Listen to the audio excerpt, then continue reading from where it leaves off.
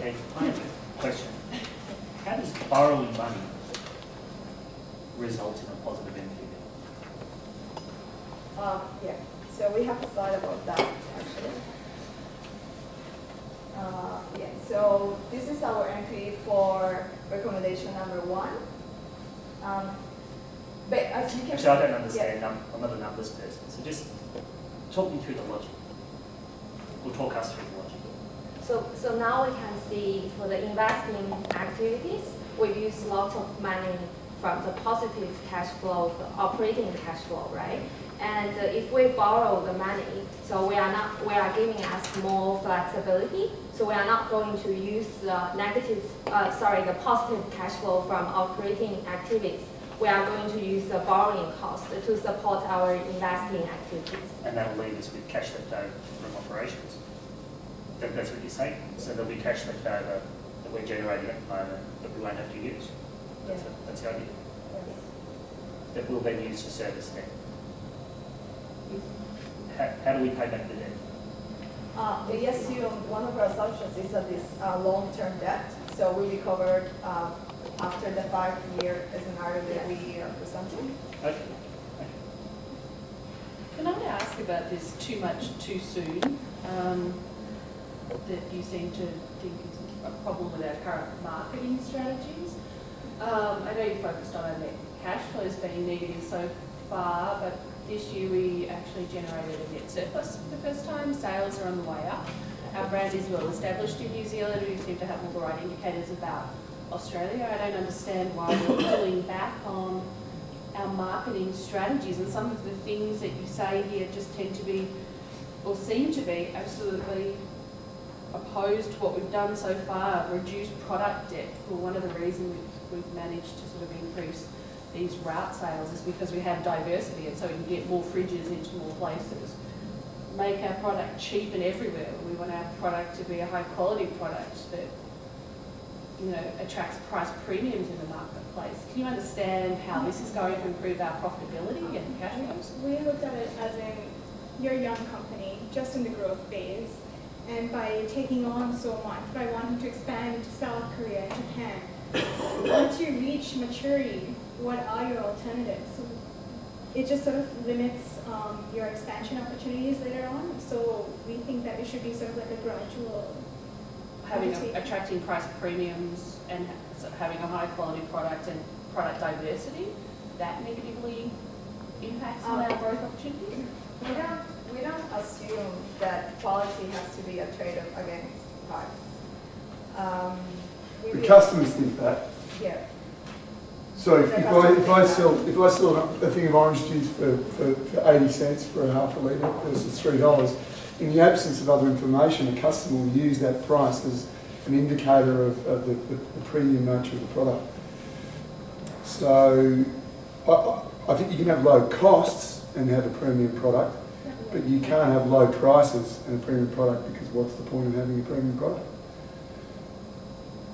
Or am I missing something? Well, I believe that's a different marketing strategy. Setting prices, like the fact that we are lowering our costs does not mean that we need our desire to lower our prices. But you're saying we should, cheapen everywhere. Yeah, I particularly think that we should, but it's a different marketing approach.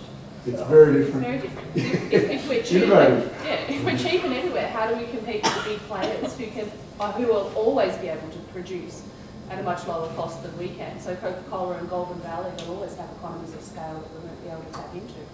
That's another of our assumptions, that in the long term we have economies of scale. However, we're in the growth phase. Well, you are in the growth phase. It's just the company has 8 years. You're introducing it to Australia, which is a much bigger market, and similar but not completely, but different in some aspects to New Zealand. So we believe that. And in terms of the product portfolio, we're talking about focusing on like the water and the orange juice. The reason is why we are not processing like the hot beverages, because if we look at the industry review, actually the tea is not the great growth point for this company. So if we focus on the something most rewarding, then we can, add value in total. We picked water, and I think we. Yeah, the water I think it's sparkling water. Yeah, and the flavored water. Yeah. Within Australia, what's going to drive the sales for the company? Within New Zealand, I guess one of the advantages that you mentioned is the sports personality that we have on board, and I think you mentioned you'd be able to leverage that. Do you think that that's applicable in Australia, or are there any differences between your strategies between the two countries? Definitely Mark Ellis would have the greatest appeal. There's always this trans-Tasman rivalry, but given that he is a rugby star and he does have that appeal, and we were thinking of probably surely there are Australian rugby stars who would love to associate themselves with Mark Ellis and wouldn't mind contributing and adding value to brand's image. Yeah, in Australia. I just wonder if you tell us why you think we should pull back internationally. What exactly has gone wrong, in your opinion? More especially, at what point in the future will we know that it's now time to expand internationally, beyond Australia? When is the long term going to be for us? If you're saying it's a long-term strategy. I think once within New Zealand and Australia, once you have reached that maturity phase, that would be the best time for the company to move on. What is the maturity stage? So what would be some of the indicators of having achieved maturity? Stagnating sales and inability to maybe rebrand the product locally. So like already brand awareness within Australia, which there isn't yet. New Zealand, the benefit, not benefit, like opportunity in New Zealand is that there's a lot of loyalty towards home brand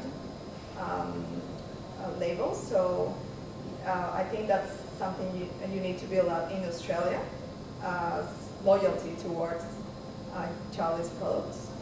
So once that is achieved, loyalty, and there's a established market and people are aware of what your product is and what the benefits are, then that's a good point. In year terms, why can't I try to build loyalty in Japan or Korea simultaneously with building it here in Australia? Why do I have to wait to build it here before I try to build it somewhere else?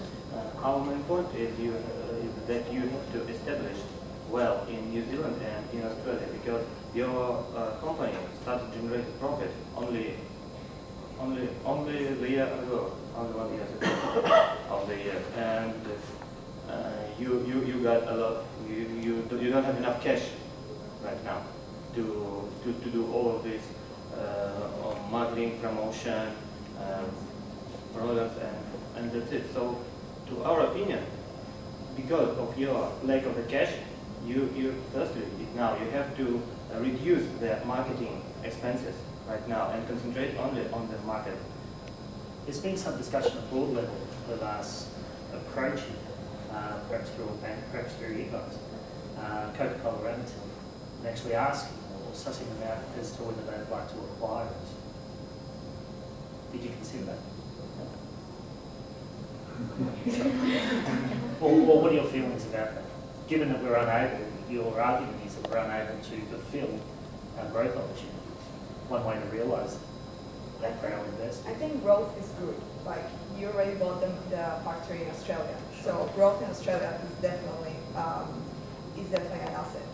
However, growth has to be limited. It's not realistic to think that you will be both successful in Australia, which is such a bigger market than New Zealand, together with New Zealand as well, and be able to provide Japan and Asia with food product at the same time.